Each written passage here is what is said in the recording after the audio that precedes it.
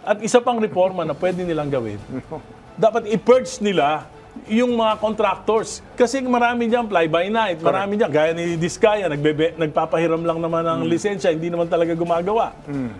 So, i-purge nila yung mga contractors. Paano nakalusot na ganyan karami yung kumpanya ni Diskaya na napakalaki ng kanyang net financial contracting capacity?